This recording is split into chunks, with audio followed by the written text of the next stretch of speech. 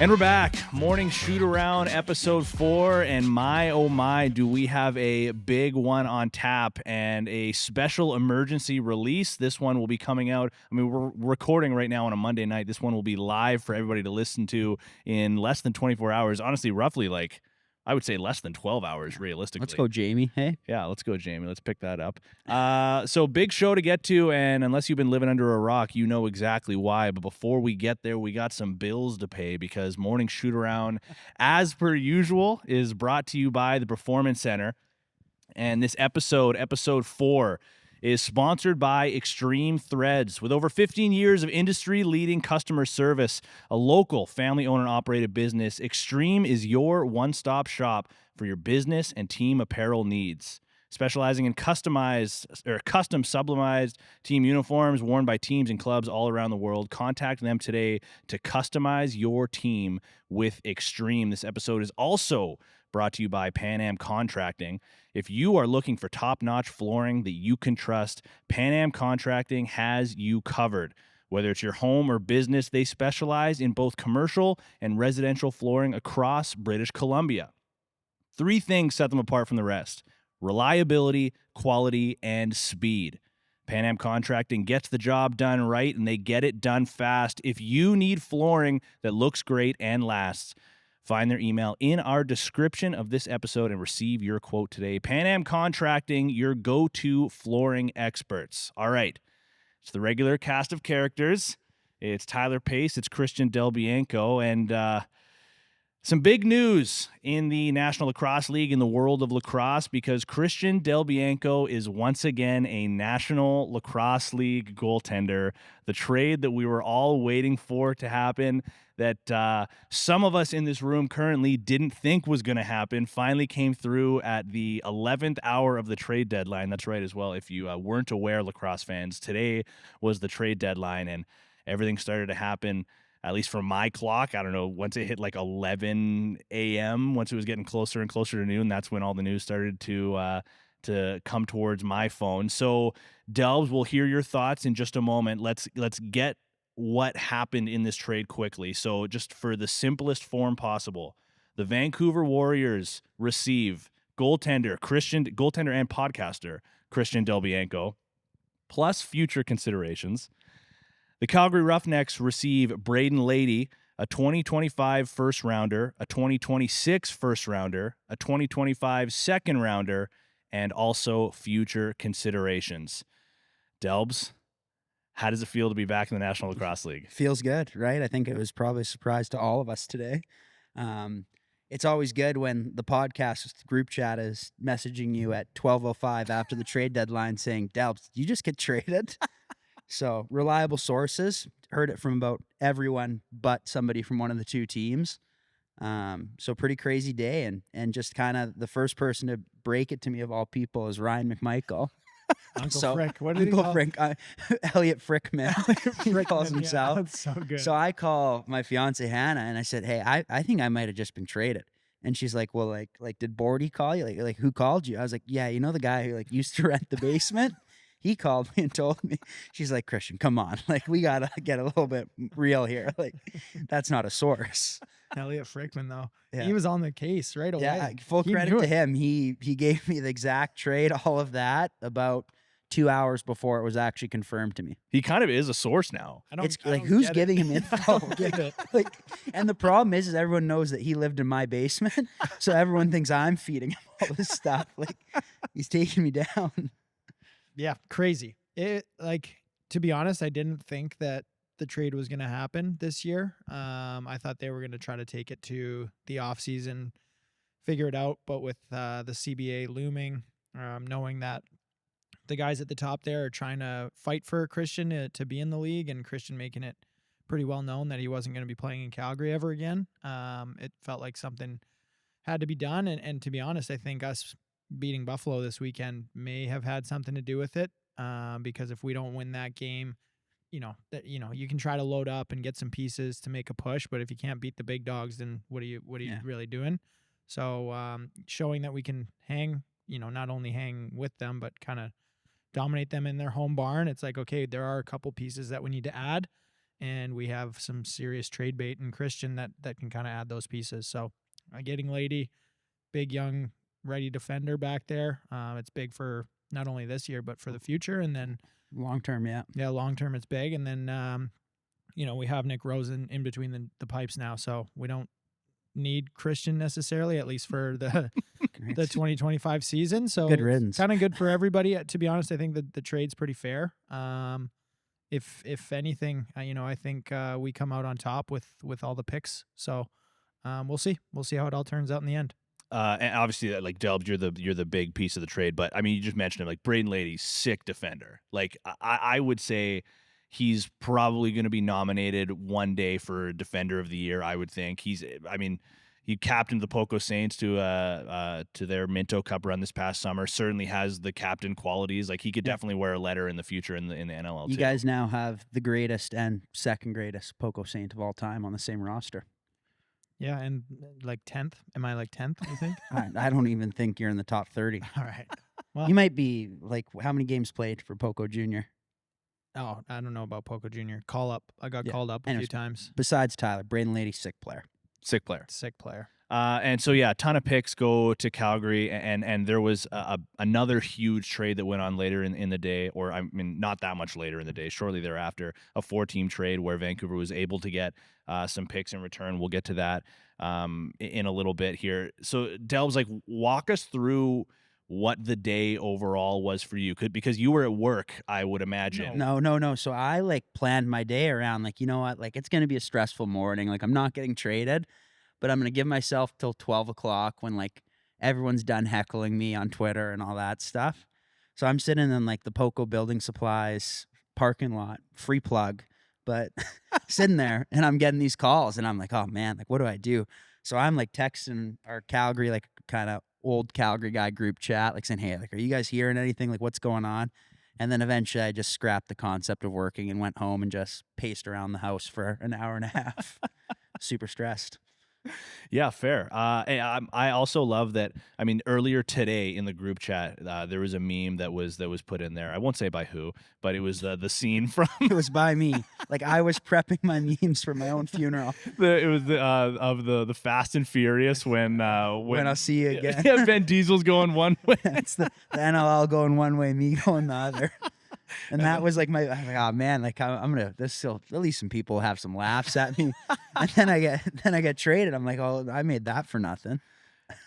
Vancouver doesn't play Calgary again this year unless you guys happen to be in the playoffs. Unless correct? It's in the that playoffs, would be just poetic. Unbelievable. So you won't get your return to Calgary at the very least, not this season, like we said, unless it happens in the playoffs. But Vancouver does play this week. They play Friday against Toronto. Safe to say that you're going to be in between. Who knows? I got to pass the physicals. Yeah, trade might get revoked. Lifting some weights. He's yeah, like, man, these are heavy. I was like, this is crazy. You guys do this for fun? These are heavy. I was like, oh, how big are those? 30 pounds. Oh, wow. 35. I went with my number. Yeah, so Christian Del Bianco goes from the big screen in Rogers Arena a couple weeks ago as a fan, and now you're going to be back up there. Yeah, it's just the highs of highs and the lows of lows, man. And then the ALL guys are messaging me like I'm dead. They're like, hey, man, it's just what an honor it was to know you. Yeah, you left your boys hanging. I'm coaching on Sunday. Well, that's the other right piece back. of news. Yeah, I'm the first ever person to have a thank you for your service and a welcome back on in the same Instagram post. Going to make your ALL coaching debut this Sunday. Yeah, correct. Yeah, right on behind the bench. Okay, well, Pacer, let's hear you. I mean, kind of talked about it a little bit already, but what's your reaction as the news starts to trickle through? Where were you when you first heard the little bit of news come through, and what was the vibe in the group chat? Yeah, I mean, I was at home. I don't it was weird because one, like I said, I don't think anybody really thought that he was going to be getting traded. It was more of a shelf him for the year and then see what happens next year sort of thing. Thanks, buddy. To be honest, that's I think what the consensus around the league was probably thinking. And so when the news started to trickle in about Christian's getting traded, and it's like, well, is he getting traded? I'm texting Christian are you getting traded? He's like, I don't know if I'm getting traded. Elliot Frickman's on Twitter saying for sure he's getting traded. Then Adam Levy posts a thing about it's confirmed. So it's like, okay, but nobody is Yeah. saying that it's Nobody confirmed. from the actual Yeah, like, organization. these inside sources are saying it, but no organization is confirming this. And then the NLL posted it, and that's kind of when I was like, okay, this is legit now. This is the first time in a long time that me and Christian have been on different teams. That's what I wanted to ask. When was the last time you guys played against each other? Victoria, Maple Ridge. yeah. Man Cup. When I got moved from Langley, I guess WLA would have been the last time. Like it would have been my second year in the WA. So WLA was the last time, and I haven't played in the WLA since before COVID. So it's been a long time. Yeah, it's been a long time. So I mean, not that I don't want to play him this year, but it'd be nice to avoid him this year. And This trade's gonna tear apart the podcast. yeah, honestly, we might have some issues on week to week now. Yeah, you think Kurt's gonna let me do this? We got to get Kurt on now that the That's trade gotta deadline be is part of done. my contract or something. Hey, Yeah. you got to come for one podcast Yeah. episode. We'll have Dawson sit right in the middle. How about Doss? Like word He's for part word, of this the is future all- dude, this is- considerations. I said that jokingly, but all time Doss sends Mouse a text. Like this, like 2:47 sends him a text. Way to get it done, finally, Kurt. Like, to his Dawson dad, said that. yeah, 13, 14-year-old kid texting his dad that. Dawson's electric. Yeah, he's so the funny. man. That's incredible. I can't wait to hear. I can't wait to hear your recaps once you guys do play against each other. Yeah, it's in a year. So Yeah, he's got some time to practice. yeah. Hopefully, we're still going, right, yeah. Tino? Yeah. Yeah, please, sponsors, ad space available. Yep. Still available. All right. Well, there was another flurry of trades that went on. This was probably the most electric NLL trade deadline since I've been around the league. Certainly, and I heard from a lot of people as well, certainly in their memories as well. So there was a 4-team trade that went down that involved the Warriors, Ottawa, Buffalo, and Albany. So for the sake of keeping this as simple as possible, rather than going through who traded what to who and all this kind of stuff, because there were pieces that were acquired and then immediately flipped afterwards, I'm just going to go down each team What they got? exactly and just say what they got here. So we'll start off with Vancouver. We'll keep it local. The Warriors receive a 2026 first rounder. It was Ottawa's pick previously. They get their own 2026 second rounder back, and they get Buffalo's 2028 second round pick. So that's what Vancouver gets. The Black Bears receive Travis Longboat, Sam LaRue, a 2026 first rounder, which was Albany's, Las Vegas's 2026 fourth rounder, and Vancouver's 2026 fourth rounder. The Bandits receive Kyle Matisse, who briefly was a Warrior as part of this. For about 30 seconds, he was a Warrior. Buffalo receives Kyle Matisse, Ron John, Ottawa's 2025 third rounder, and Vancouver's 2028 fourth rounder. And Albany receives Jonathan Peshko, of course, coming over from Vancouver. So there's kind of a lot to digest there. I think from the Vancouver perspective, they get some picks back, which they obviously sent over. So, I mean, I think that helps with with their future, of course, getting Udels, but they don't lose all of the picks. I don't know. Let's break it down. What do you guys think from the Vancouver perspective? I guess including the trade involving Delbs. Now they get some picks back as well. I think it's like awesome. Obviously, it's tough letting go of a good young player, and it maybe like who knows? There's Sheridan on the shelf in Vancouver, right? And what that might mean for him. I've been on the team for 4 hours, so I can't really tell you. But it's good to see getting draft capital back, and I think even for Calgary, right, with burning the first rounder to get Nick Rose, right, like trading me. You make a first rounder back or more than a first rounder, but it's big to make sure that you're replenishing the cabinet, right? And you're not getting in one of those situations where you make all these home run trades and then you have nothing to build through the draft. Yeah, I think Vancouver just needed to get draft capital back, and they found a way to do it. Giving up a like Delb said, a young righty, it's not easy. Someone who's probably going to be in the league for 8, 9, 10 more years. So it's tough to do that, but hopefully now you don't have to score as many goals. So they're not thinking about scoring goals right now. They're thinking about sort of the future. And I don't know that Vancouver's we're going to try to win right now. Maybe they are. We're trying to win right now. That's why they bring in Christian. But I think Kurt's master plan is more long-term than this year. I do think that, like, that's a good point. I think Ryan Sheridan is ahead of schedule in terms of his potential return. So I think that's kind of part of this is with Peshko now going to Albany. I think the plan is for Sheridan to get into the lineup at the very least before the end of the season. So that's big for the Warriors to get a look at him sooner than later. So we'll move over to Ottawa. Of course, they got Travis Longboat, Sam LaRue, and some picks involved in there. So they're the first of these teams that get some players that are going to help them in the immediate in right now. What do we think about what Ottawa gets here? Yeah, I think the two guys they gave up are very good players also, but I think they get a little younger, right? And they get a young defender. They get an offensive player who's a little bit younger also, right? He's not young, but he's ready to play. So I think that whole standpoint is they're maybe moving towards a situation that they might lose some free agents, that kind of stuff, and getting more control time. Yeah, I think things aren't working the way that they wanted them to in Ottawa. I think the expectations were pretty high this year. Bringing in big time goalie, obviously having Jeff Teat, they're looking to be at the top of the standings, and it's just not worked out that way to this point. So make some moves like this and try to make a late push. I think that's kind of all they can do at this point. And Ottawa currently sitting just outside the playoff picture, currently sitting ninth behind San Diego with a 5-6 record. Now we'll go over to the Bandits, and it was funny because right before we started recording, Pacer, the thought out of you was, how does Buffalo get better again? How do they keep doing this? Buffalo gets Kyle Matisse and Ron John as well as some picks. So Delbs, we'll start with you again. What do you think? Yeah, I think Ron John's from the area too, which is kind of cool to see. But Buffalo, I think, just finds a way to make the salary cap work. They find a way to bring in these veteran players, and I think they're a desirable place to play. So when they bring in some of these older players, it's kind of like the Toronto and what Vancouver's trying to do, where it's becoming a destination where people want to be, right? So I think they're a little less concerned that maybe Kyle Matisse is going into free agency, but they probably can re-sign him. Yeah, I think, their like look, I guess the way that they perceive a certain player.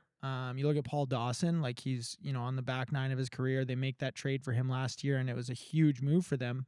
He's essentially just a shot blocker at this point, and the way that they play defense is not necessarily like this big athletic run in transition. Obviously, they have a couple of those guys, but they're more so like clog the middle, soak shots, and then let the offense take care of business up front.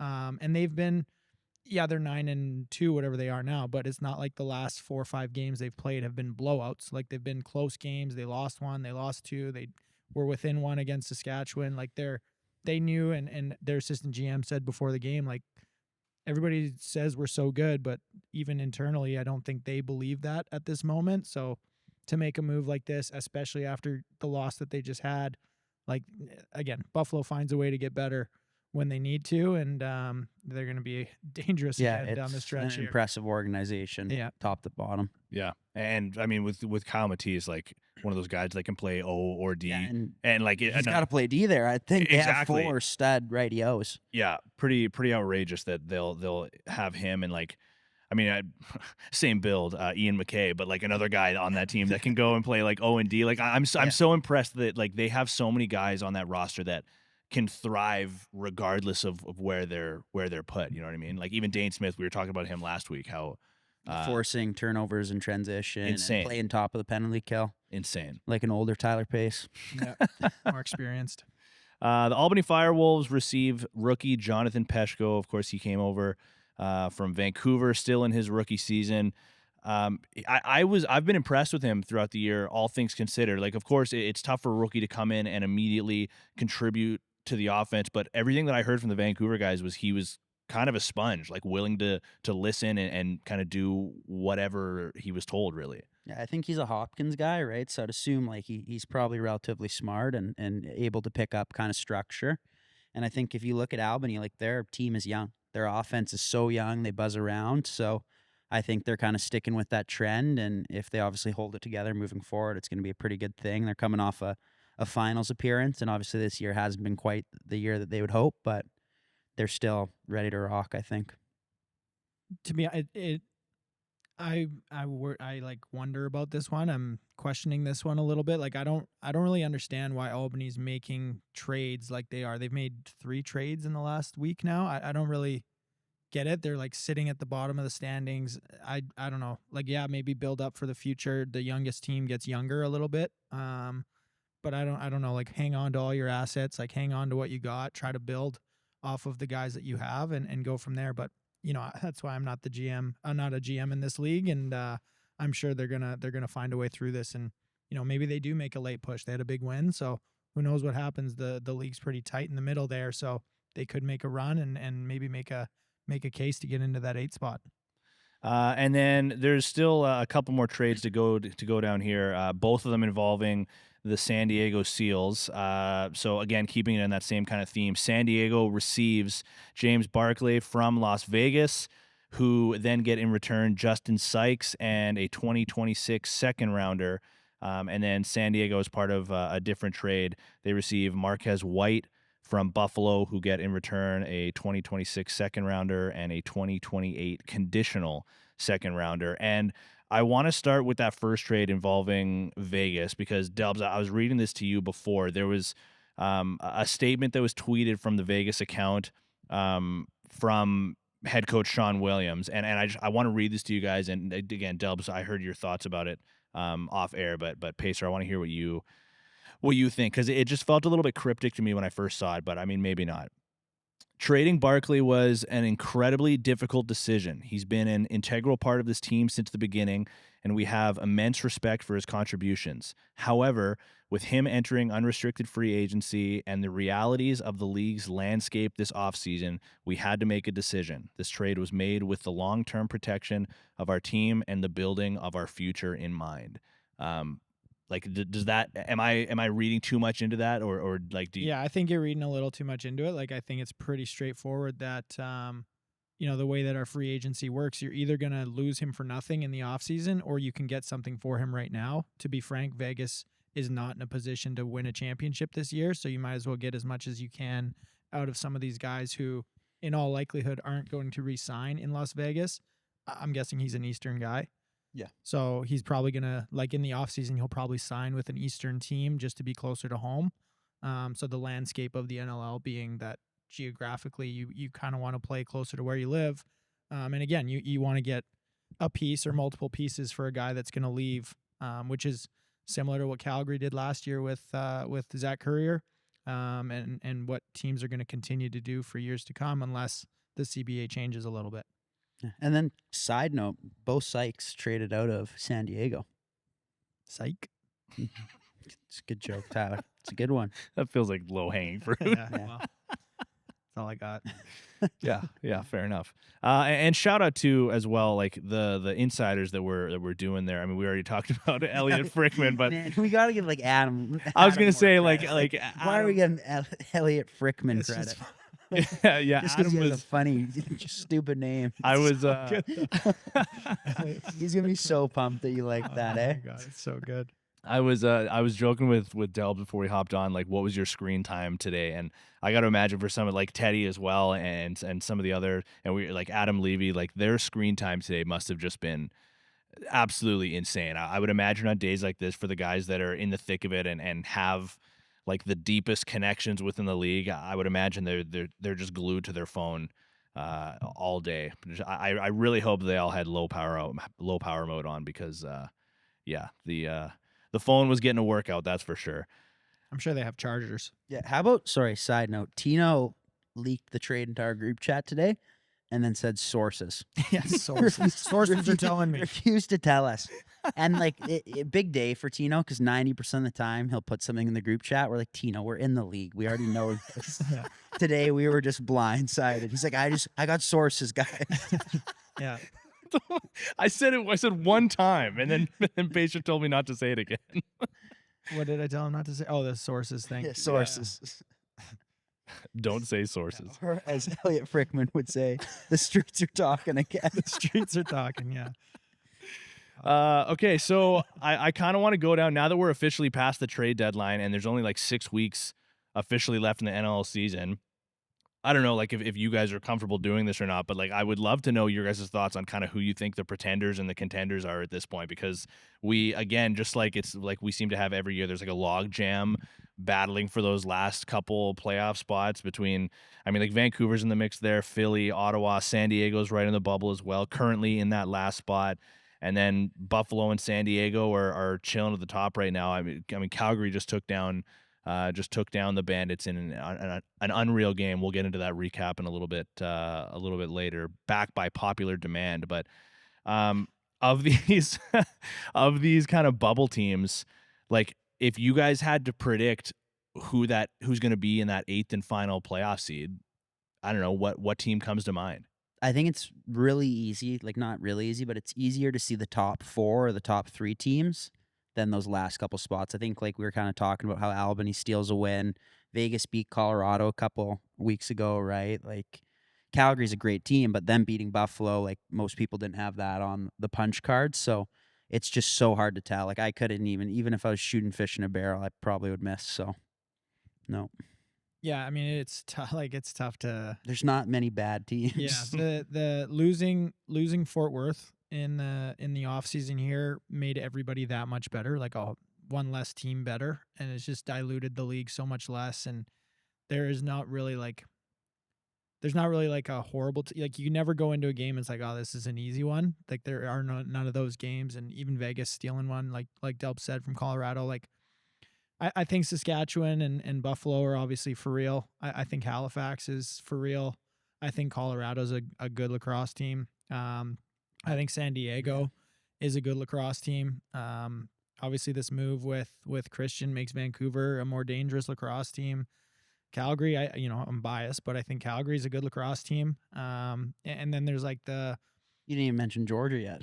Yeah, Georgia's in there. Georgia's a good lacrosse like every team is like we're just gonna by then we're gonna have every team in the league. Yeah. Rochester, good lacrosse team. Well, Yeah, you guys, Rochester's good. Yeah, you guys, like being Calgary, caught a lot of people by surprise this weekend. I mean, maybe not internally, but to put up those kind of numbers against Buffalo in Buffalo was, I mean, that was fun to watch. yeah, it's cool. It was good. It's packed house. Like they were promoting the sellout for I don't know how many weeks leading up to it. Felt like a week and a half they were sold out. So it's really cool to get an opportunity to play in an NLL building that's packed, and it's a hostile environment there. Like they're giving it to the goalie, they're giving it to us, they're screaming at us every chance they get. So it's a really cool place to play. I can see why those guys want to stay there, and obviously it gives them more wiggle room in kind of the gray areas of the salary cap to pay guys off the books, because they're making all this money from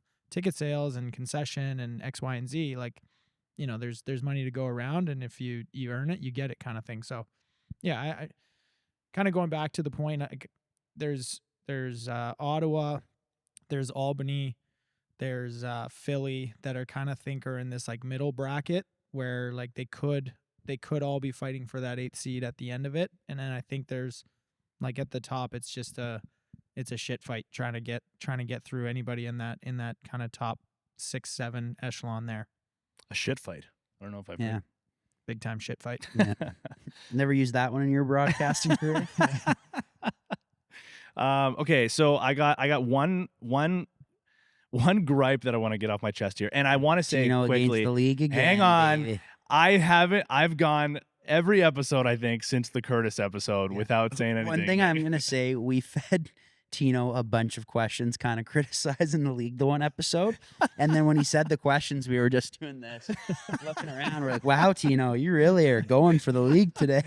This one isn't. This isn't directed at the league, but the NHL trade deadline just happened, and you see all over Twitter, all over social media, like that is front page news all the time, that entire day. Even in some of the cases when there's no real trades happening, like they have shows dedicated to it, and of course they're able to. They have the financial backing, they have the fan bases, all that kind of stuff. A day like today, when there was so much like electricity going on in the NLL trade market, I found myself like a little bit upset that the NLL doesn't have something like that. And I went to the TSN website, and went to like, I think that something like today, something like yourself being traded should be on the front page of TSN in some capacity, especially considering their broadcast partners. It's not. And I don't think I was necessarily expecting it to be on the TSN front page. I went to the NLL specific page of the TSN website. It's not even there. The big headline piece is Curtis Dixon's ridiculous one-handed underhand goal. So hot. So So hot right now. Which, like, legitimately, like, yes, that should be there, but they, like, the Nick Rose trade is there. Nothing about the It's Christian going Del to take Bianco. them like 48 hours to get an article. Maybe next year we should do like a live. We should do a one live thing- one podcast. thing I'm not gonna Get lie. the Frickman on here. at like 9 today, I was Googling like, when does the trade deadline end?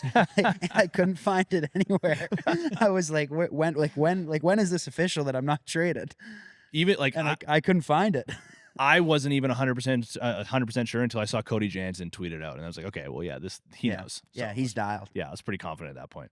We should do that though. Live episode next year. But there were some people asking for it. We had, according to Ty Klarner, we had. We'll figure that one out. We don't have the There facility. he is for the There first he time. is. man. No cameras, Yeah, but he's there's a on. voice. He's on There's the a voice. mic. We'll get that fourth camera Yeah. soon. Just need a couple more sponsors. Yeah. No, but we should. We should do that and get some of these sources in here or via Skype or whatever. Skype's not a thing anymore. Via Zoom. Via Zoom or Google Meets or I don't know. but we You could really get- aged yourself We there, could get Tyler. some of these sources on here and we could just start breaking The breaking sources. news live. It'd be I think sick. we should do with you guys a Manning cast thing once the playoffs are around. If you guys are both out of the playoffs. Cino, eh? Yeah, we know. said You'll, if. hey, we know you'll be available. Okay, so we had some questions that we requested through our social media. So I'm gonna get Ty to bring over his phone because he's got the social media account loaded up there. And The one thing I'll say, There he all is my on friends, camera, on the all my mic. friends going at me It's for the real spelling. deal. It be your own kind. Fryer going after me for spelling. I'm telling you, the fans want Yeah, this. it's not happening. I'm trading now. Life's on the up and up. Yeah, so now you can do it. You're like, Yeah, with there's this new less to be sad contract, I about. might have to never spell again. Wipe your tears with $100 bills. You're rich now. No. so let's go through Thanks, some. Dax. We should get him on the pod. Hey. Yeah, 100%. Okay, so we'll go through some listener questions, and then again, back by popular demand, Pacer's going to do some recaps of the past week in the national. Was it actually Gossip. popular demand? People are. They're pretty good. I had The one streets are person- talking. Yeah, the streets are I had somebody request that we play like who is it who does it? Steve Berman and have the music playing. Yeah, in we the got to get background. music playing in the Dun, dun, background. dun, dun, dun. Like circus music. Okay, well, let's start off with this one coming from Lachlan McCartney, and they want to know, Delbs, why do you think the Roughnecks finally traded you? I think a big portion of it that I'm going to say is the return was what they were kind of looking for. A secondary thing would be the person sitting beside me, and a franchise tag designation that might need to get placed on him next year.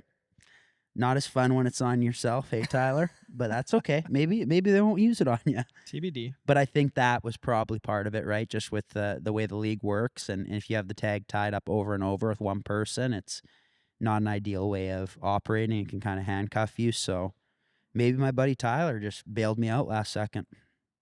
Huge for the program. He's Shout out Lachlan. Thanks for the question, Lachlan. yeah, Pacers pumped. Couldn't be happier. Noted morning shoot-around superfan Reed Bowering wants to know, Delbs, do you need a ride to practice? Yeah, I don't know if my truck's gonna be able to park downtown. I'm gonna have to get a little commuter. You can park at Costco. Yeah, no, Costco don't have to park across the street. Yeah, at Costco. No, I'm saying in like the under the SkyTrain. Oh. I don't fit in the underground. Him or his truck. Yeah. From Kurt Gully, 1375. Why would you want to play for Malowski? I can see being at home, but why that guy with like 7 question marks and exclamation marks? Who's this guy? Who are we talking to? Kurt Gully, 1375. Kurt Gully. I don't know. Try to get coached by Kurt. Yeah. Malowski. It's And then you'll nice. see. It's nice when your coach always has an answer. Like, it's like no matter what bullshit scenario you can think of or whatever thing that's happening in a game, he's already thought it through like 40 times. Like, the level of preparation is just so different. And I think Tyler's kind of talked to it about like the Kurt Malofsky kids when you're going up through minor. It's just like a different way of operating that once you're kind of accustomed to, it's like it's what your expectation is. It's what you look for. Nick Rogers 7. This is a really good question that you guys might be able to provide some insight into. What does future considerations mean in a trade? Yeah, I actually don't know. Good question. It Nick. means I have there's no idea. basically another trade next year. Yeah, There's a player for a player next year. I think it's based on like how many games you play, how many wins you get, stuff like that. Not always. That's I think you're thinking of like conditional. Yeah, that's conditional. Conditional. Oh well, I have no idea then. You don't use a lot of condition. Steve Fryer wants to know. Well, No, he said I'm not smelling vegetables. Okay, he Steve, didn't even let me get it out. go back to watching John Cena turn heel on WWE. I love Netflix. That's good show. Good television. I love like it's very clearly Steve Fryer. Like people know his. No, he Instagram. said it's deep. He said Yeah, I it's know, deep but here, in his guys. question, hey guys, it's deep here. Ask he- Delbs how to smell vegetables. Also, side note, I don't know if there's anybody who speaks in third person more. Yeah, deeply appreciated. He always says Yeah. like deep something. Deeply appreciate it. What is it, deep fry? What is his like? Never mind. He No, deeply appreciated. deeply is his appreciate favorite. is a big one. Yeah. Yeah, getting deep into it tonight. Yeah. Canuck City wants to know, was this the biggest trade in National Lacrosse League history? I'm sure Gary Gate got traded a couple times. That's probably bigger. Yeah, I would say like even Ethan Iannucci got traded for Oh, a yeah. boatload, I think. John Tavares was traded early in his career. Yeah, as well, John wasn't he? Grant and Vino getting traded for each other. Yeah. That's Yeah, it's this is big, not- but there's a lot of big trades that happen. I think this is probably the most like marketed or what do you say? Like it's most build up. There's more build up. more build up, and it's social media is a thing now. Yeah, so there's just recency more- bias. Yeah, there's Yeah. more content Good about this reference, trade. Tino. Yeah, well, that's why he's getting paid the big bucks. Any bucks. Ad space available. Okay, here's another good one from G Saucy. Good tag. Good handle. Can you guys briefly, keep in mind this says briefly, explain when players become free agents? And then it says CDB versus Rose trades. I'm not sure about that part of it, but can you guys briefly explain when guys become? I would assume he's saying specifically unrestricted free agents. Yeah. Unrestricted, I believe. 30 is- year old or and, 8 years played. and No. Or 8 years played. 30 years old or 8 years of service in the league. So this like coming off season, the players that were born in 1995 will be unrestricted free agents, or the players that started earlier in their careers, like a Christian who have played 8 seasons, will get to be free agents. And then the franchise tag is, I believe, 33 or something, or 34 Yeah, till you you can can- decline it. Turn it down at 34 years old. A long time. So if you're like drafted to an organization at 23 years old, then you become a unrestricted free agent at 30 years old, and then they could place the franchise tag on you until you're 33 years old. So or you play, if you're drafted at 18 and a free agent at 28, they could. Should have gone to school. Yeah. yeah. Hindsight's always 2020. Hey, Yeah. helps Yeah. spell hindsight. No, not a chance, dude. You actually might be able to. That's a sounded out word. No, I'm not trying. Jess Furlot. Was it an ego boost for Delbs to be traded for another player and a handful of draft picks? What does that do for the ego? A little bit of pressure, I would say, but like it's kind of like a good feeling pressure, right? It's kind of you want to prove your worth now, and I think the big reference that I hear a lot of people say is like they're mortgaging their future, but it's like, man, I still got 10 years in the tank. Like I'm gonna prove over the next 10 years that I was worth like the big asks. So from my standpoint, I think it's like a nice challenge and obviously a bit of a good feeling. Do you genuinely feel like a degree of pressure, not only for what was sent out for you to come in, but also with your resume from you're recently a league MVP, like goalie of the year, like you consistently put up these big offensive numbers as well as a goaltender. do you feel pressure to immediately contribute at that level? I mean, as soon as this Friday? Yeah, I mean, there's like I said, like I think there's a portion of it that you're a competitor and you want to win right away, and there's kind of a logic standpoint where you look at it and realize like, hey, like I don't need to prove my worth in 3 games. I need to prove my worth over the next 5 to 10 seasons, and I think it's just exciting. Like I jokingly said to Tyler and a couple guys in the group chat, like, man, I've been watching my own highlights. It's pretty depressing. Like you're like, man, like I just want to remember what it feels like to be a killer, right? Like, and that's kind of like what you get back is you get, man, like I get to go play in the best league in the world, and it's kind of makes like the waking up at 4:30 on Wednesdays and playing ALL and shooting here, like it makes it feel like it's worth it because you're ready to rock. Pacer, this one can be directly for you, and this isn't necessarily about the trade, but Ethan Labrash 77 asks, "What's Tyler's favorite Roughnecks tradition?" Roughnecks tradition. Maybe on the spot here a little bit, but yeah. Maybe my personal tradition, or just like what Roughnecks happens in town. tradition. I'd say probably the goal song, the bang bang bang bang, vamonos vamonos. That's pretty it's pretty electric. It's like nice to have a goal song that goes on. I know some teams just play like a random song and it seems like it changes every year or every goal kind of thing. So to have like a tradition where the whole crowd gets into it, I think is pretty cool. A banger. Yeah, it is. There's also side one that's like not kind of the same kind of tradition, but the roughneck shot, when that was a thing. Were you ever around for that? Roughneck shot now. When they made rookies snort a shot of Sambuca. Oh. Yeah, I was around for that. Yeah, I was. All time, Landon Callis. This is such a good one. Is Landon goes to do it and just puts it all over the floor. Like none of it goes in his nose. And then he just turns and looks, I'm an animal. I'm an animal. That's where he got the nickname. We're like animal. Lanny, none of that went in your nose. I'm an animal. Yeah. That or like Cowboys, like going to Cowboys after the games. Yeah. It's pretty like every roughneck.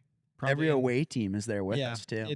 That's a good place to go. So the goal song, the after the game shenanigans at Cowboys, like I think those are two pretty good like traditions that the Roughnecks have. And we can end off the questions portion of this episode with a question from the Vancouver Warriors themselves. Ask Delbs if he is as excited as we are. Yeah. Pretty fired up. I had the Burnaby Fire Hall FaceTime me today, just screaming at me. And my one buddy, Tyson Kirkness, who's on the Warriors too also, he's like, man, I haven't seen you smile like this in like 7 months. I was like, it's been a long run, man. What do you think it's going to feel like when you come through you get announced? And I hope he trips. Yeah. Just that would be electric. Yeah, no, it's exciting, man. It's a cool feeling. I think there is part of it that having kind of 8 seasons in the league, it'll be kind of another day at work, but obviously it's just a little bit closer to home now, which is pretty exciting to look forward to. Yeah, I think Rogers Arena is going to be bumping on Friday night, so make sure you guys get there early. Pacer, I think it's time to recap. It's time. All right. The recap. Yeah, people are fired up for the one-liners. There's a couple getters in this one. All right. In Georgia, the home team came out like they were auditioning for the NBA, running up and down the floor like they had jetpacks on. But it was the young Saskatchewan team that found their second wind, probably after some energy drinks or something, and leaned on their goalie, who's quickly becoming the goalie of the year frontrunner. I mean, if you hold Georgia to just 7 goals, you might as well print out a victory and put it in a frame. Rush 8, swarm 7. In Philly, one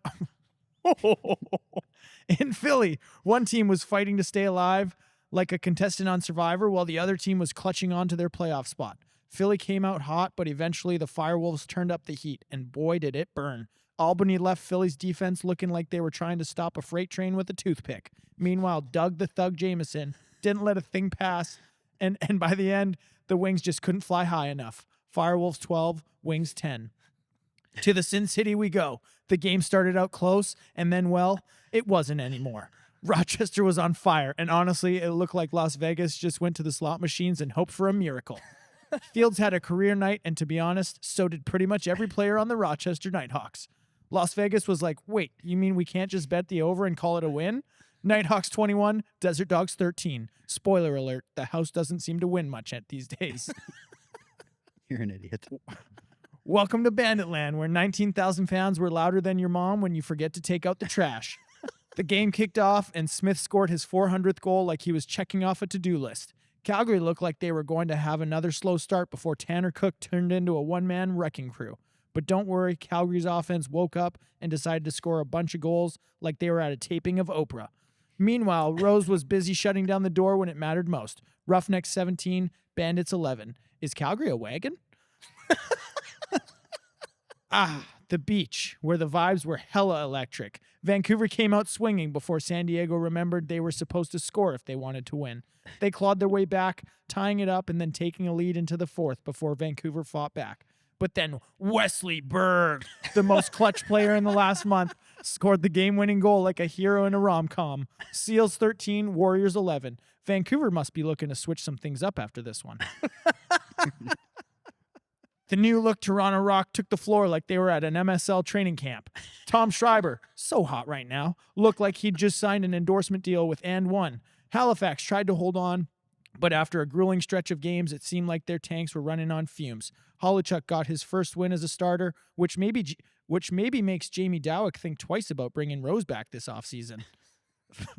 Rock 15, Thunderbirds 12. Halifax might want to consider hitting the reset button on their PlayStation after this one.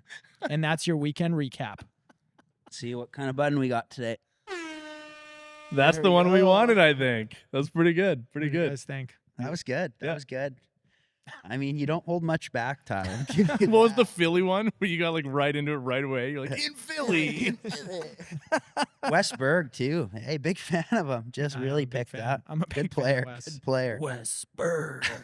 I actually, Sorry, the interruption, but I don't know what announcer said it, but they're like, that guy can score in an MRI machine.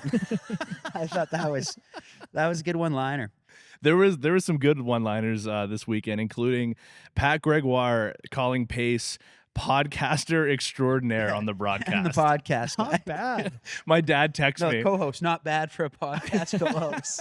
My dad texted me during the game, and he was like, "I love that the color guy is leaning into the podcast." If you can't beat them, join them. Yeah, that's what we're known for now. Hey, do you see Vancouver traded for the guy on the podcast? Bringing up Westberg, so I've like being around you guys a little more, specifically you, Delbs. Like I hear you talk about shooters in the National Lacrosse League in a different way than I had heard before. Obviously, like being a goaltender.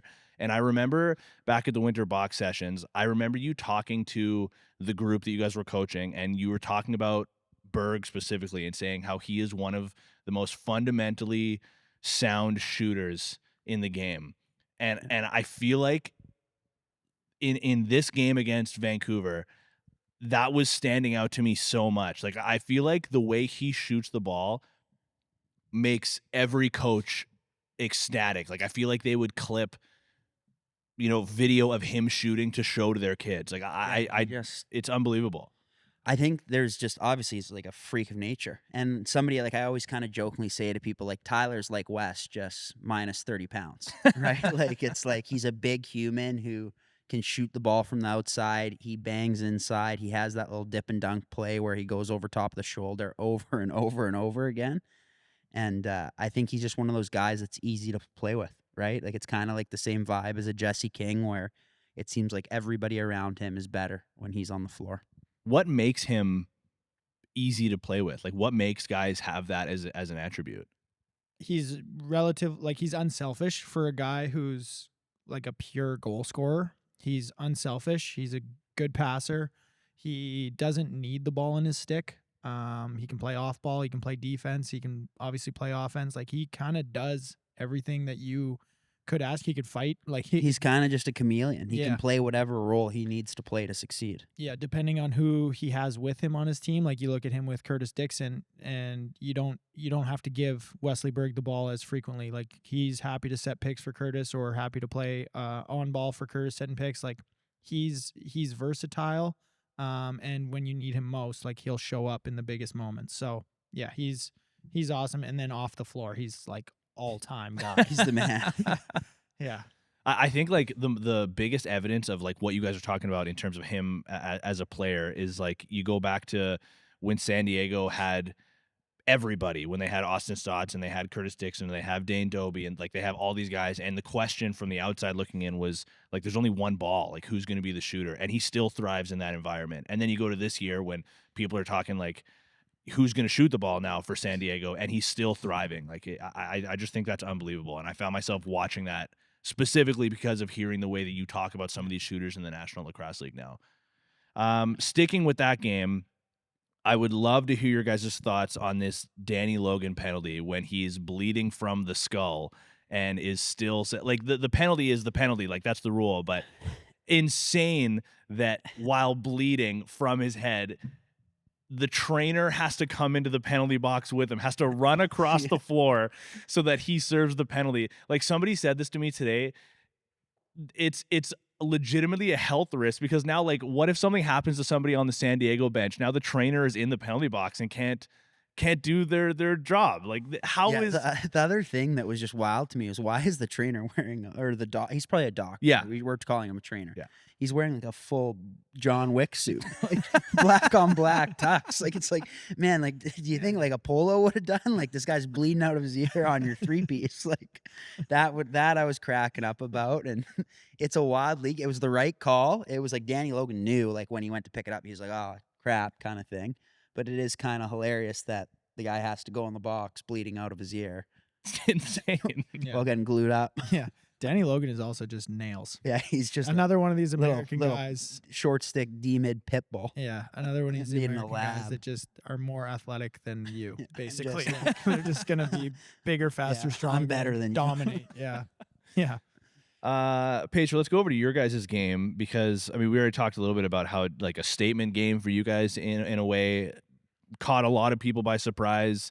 But I think the big story, I mean, one of the big stories is Nick Rose gets to kind of exercise some demons in Buffalo. And granted, it is in the regular season. I'm sure that's still huge for him, but Wasn't good enough for you, Tino? well, not at all what I'm saying. But what's the feeling in the room afterwards? Of course, for the win, but specifically for a guy like him. Yeah, I think a stat came out that he hadn't beaten Buffalo in like, I don't know what it was, 500 days or since 2023. So it's a big, like for him and for Hendricks too, like they've been on that Toronto team and just cannot get over the hump of beating Buffalo for the last several years. So it's obviously big for them. It's exciting for us. It's our first win with Rosie and net. And really it's a exciting win altogether. It kind of shows like what our management did in making those moves paid off with, Hendricks getting a big goal for us. Rosie obviously shutting the door and to beat the defending champs the way that we did in their home barn. It's like a big confidence booster for us. With that being said, like we're going to see them again in 5 days here. So we know they're going to come back better than they were on Saturday and we got to be prepared for that. So it's, you get excited for a little bit and then you're like, okay, let's be ready for round 2 next week. What a electric home and home that is, going back to Calgary to the St. Patrick's Day game, which is like every year in Calgary. That's the biggest ticket sales we usually do. So you go to Buffalo sellout. Calgary, I'm assuming, will probably have 15,000 there. So hopefully that's another special edition Friday night on Saturday. Yeah, as far as like the fans in the NLL, I'd say those are probably the 2 best barns to go to, and then Colorado being right up there with them. So, yeah, to play there in a sellout, to win the way that we did, and then to head back to Calgary knowing that our fans are pretty passionate people, and we're gonna have the fans that are like, oh, let's see this Buffalo team, let's just get wasted on St. Patrick's Day weekend. And then like we want to see this battle unfold because there's a at this point I'd like to say there's a realistic chance we see them again in the playoffs. So yeah, it's gonna be another shit fight. Trademark Tyler Pace. It's gonna be a shit fight. Does it feel like there's any kind of rivalry still between Calgary and Buffalo going back to the 2019 championship, or does it feel like it's kind of too far removed and the the pieces from specifically Calgary. I mean, I guess Dixon and Dobie are back, but does it feel? That's how long the rivalry's been going on. 2 guys left and came back. Rivalry's back on. Does it feel too far removed for that to be considered a rivalry, or is there still a lot of hate within that matchup? We see them so infrequently that I wouldn't say it's like a rivalry matchup. You know, I look at like the Saskatchewans, the Colorados, the Vancouvers as like our rivals, quote unquote, and I'd say their rivals would be more like the Rochesters, the Torontos. That would be more their rivals. Obviously, when you see each other in the playoffs and the way that our league has kind of shaped itself over the last year and a half, it turns into more of a rivalry. But yeah, I wouldn't consider Buffalo to be like a Calgary rival. And then just one more thing, going back to the Nick Rose stuff before we move on and look to close out this episode. Does at some point in that game, obviously, like the number one thing for Calgary in that is like secure the win. Like you guys are continuing that momentum as you go through. But at any point in that game, does there become like an internal message of you guys aren't just doing this for yourselves. You're not just doing this for the playoff spot. You're also doing this for Nick Rose? No. Okay. Do it for Dan, guys. No. Do it for Dan. No, I don't know. Like you're just trying to win a lacrosse game. I think at the end, like afterwards, when you're in the locker room and you start to hear some of those stats about it's been 500 days and it's been since this year and we just can't get over the hump when we're in Toronto against Buffalo. Like it's cool. It's a cool little thing and it makes you feel good and it also helps that Nick Rose is like a 10 out of 10 guy. Yeah. That you just like you want that, but I don't think before it was mentioned once that I think it was this is a thing we need to do for Nick Rose. Super cool how Rosie handled it the whole time, right? Because it's like kind of one of those stats that people kind of brought up to him and kind of try to push the storyline, and he was so kind of just nonchalant about it. You know, like this is about the Calgary Roughnecks, not Nick Rose. Like just like a complete professional, right? And then obviously you go in there and you win, and then it's like, yeah, like thanks for bringing that up 70 times, guys. Yeah, Rosie's like, I'm the man. Yeah, It's me. Who do you think you are? I am. Yeah. I love that post game they were doing like the double interview. Ashley Docking was interviewing both Curtis Dixon and Nick Rose at the same time, and like sometimes there's questions that have nothing to do with Nick Rose, and he's just standing there, and then it's I thought that was awesome. Moving over to the Saskatchewan-Georgia game, which was just an unreal game, but Frank Giuliano, Delbs, like one of your close buddies, became the huge story come the conclusion of that game. Obviously, like he had a huge stand to close that one out. I was listening to the Rush post-game show, and that was a huge talking point for Janner and a lot of the listeners that were chiming in. And with that win, Frank enters the top 10 in all-time wins with 68.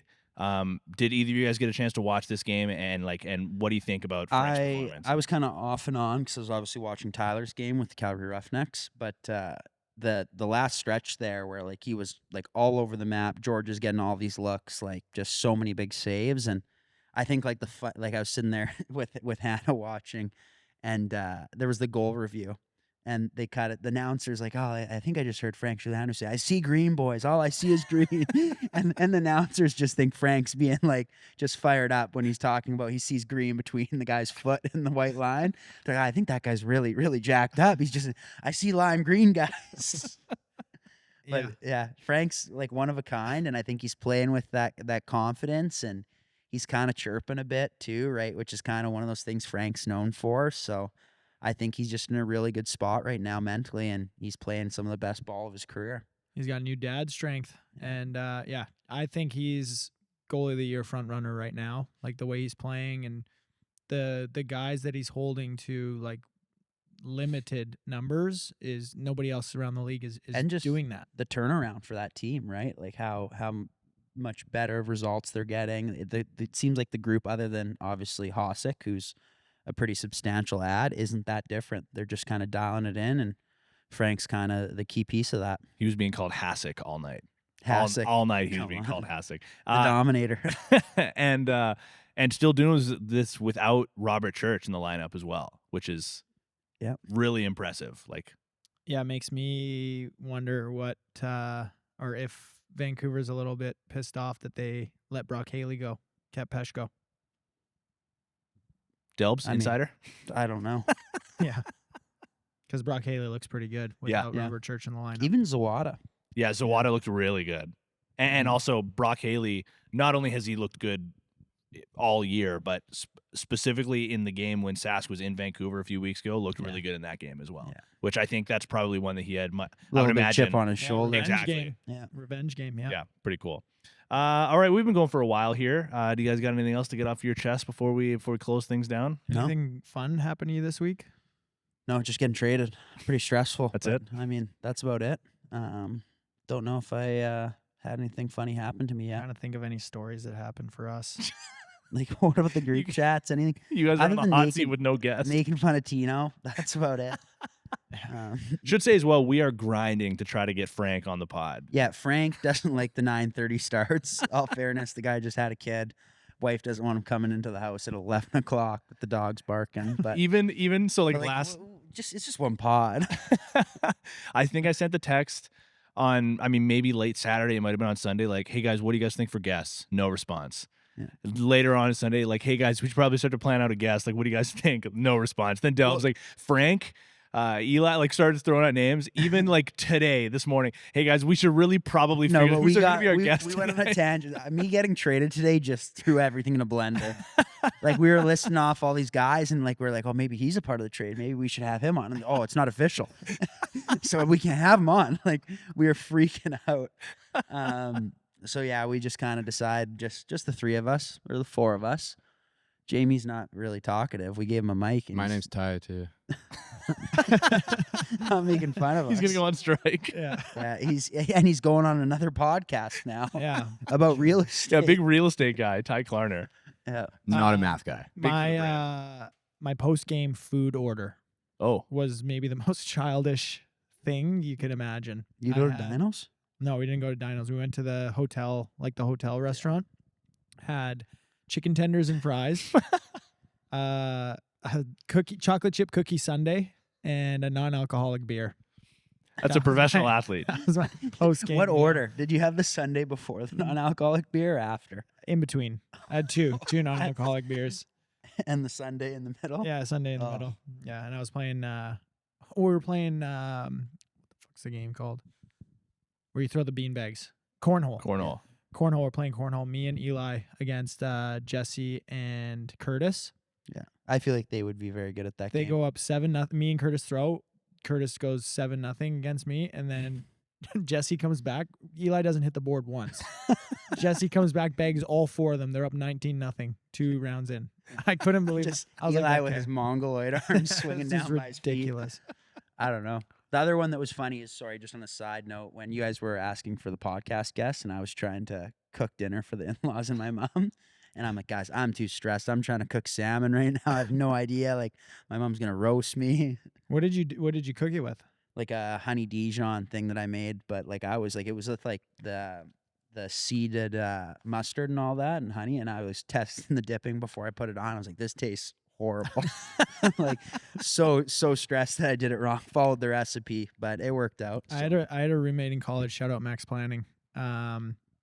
And he like just couldn't cook anything, like nothing at all. Like one time he had noodles boiling in a pot, and he was just like dumping sticks of butter, sticks of butter He's like, I can't into just the taste boiling like water. He's like, I can't. It doesn't taste like buttered noodles. Like, what the hell is going on? I was like, man, you got to take the dilute noodles out of the water, like do that, and then put the butter on. But one time he put the salmon into the oven, and then preheated the oven after, and like had the timer going. So it was like it was like supposed to cook for 15 minutes or whatever. He had the salmon in the oven, turned the timer on for 15 minutes, and then it was probably cooking for like 4 minutes, and then he ate that. Just a sashimi. goon. Had a little Just sashimi. sashimi, yeah. Nothing Yeah. like some Colorado sashimi right from the Rockies. Nuts. Yeah.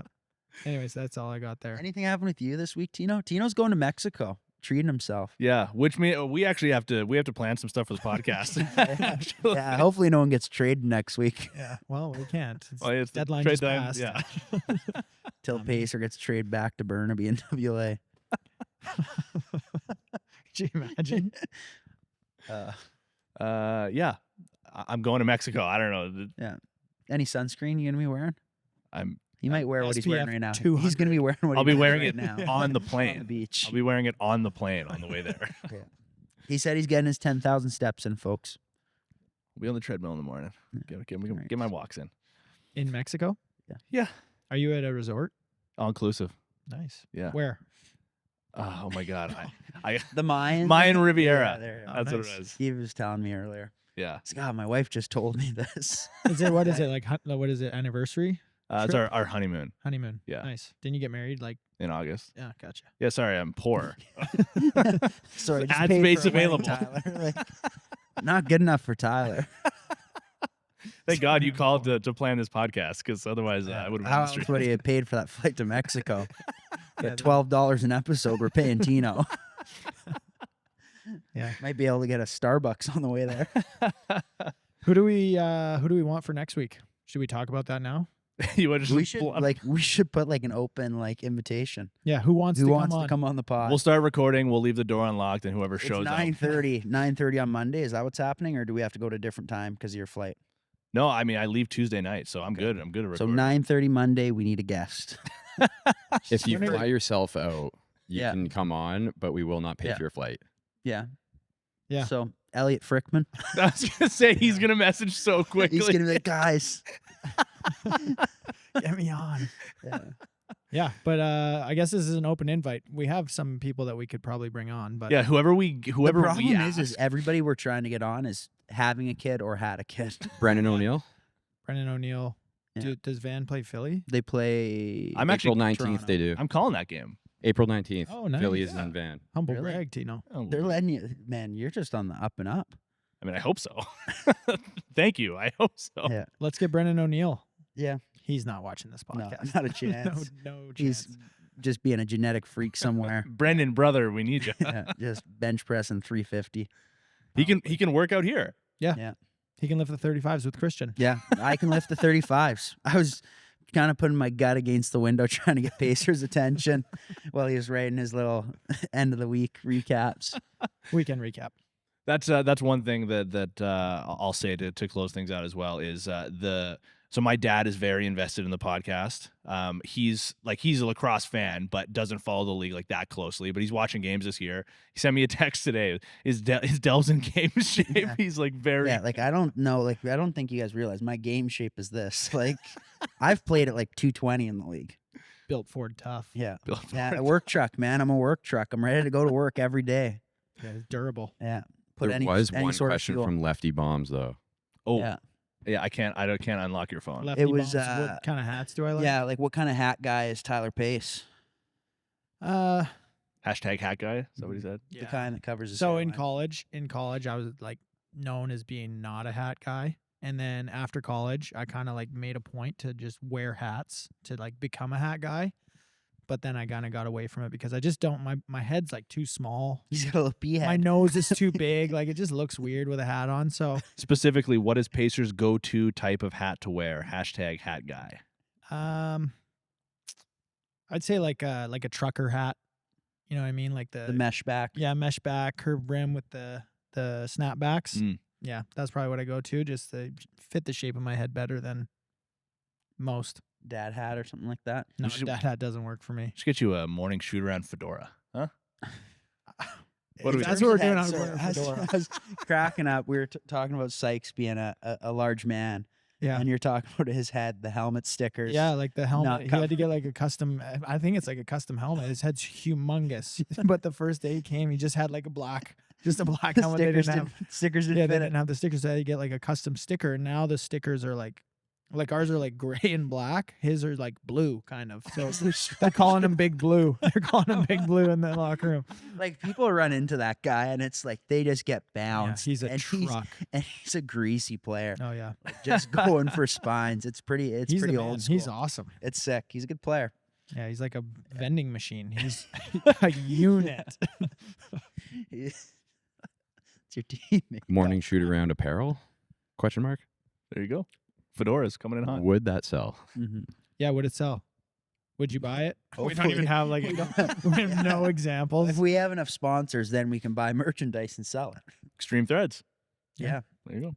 We don't use them. We can afford. Pacers on Temu and then sending it to them to put the logos on it. Yeah. All right. I think finally we can. Yeah, we can go. We can go on Ty's got a lot of work ahead of him to try to get this out first thing in the morning for everyone to listen 7 to a.m. on their commute to work. I can't wait to. Wake up in about 4 hours and listen to this on my my commute to work. I'm pretty excited for that. Yeah, if you're interested in going to the Warriors game, Del Bianco 20. Buy your tickets online. You get 20% off tickets. Del Bianco 20. We'll take that off your contract when you end up in van. Tampering.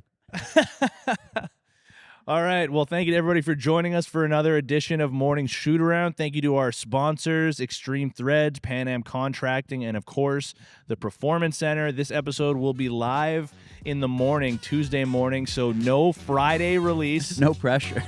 This is going to be our episode for the week. So, again, don't be disappointed when you don't see a new episode on Friday. This will be live in a handful of hours, thanks to Ty Klarner. So, thank you to everybody for joining us. Christian Del Bianco is once again a National Lacrosse League goaltender. And we'll see you next time, folks. Thanks, guys. Thanks.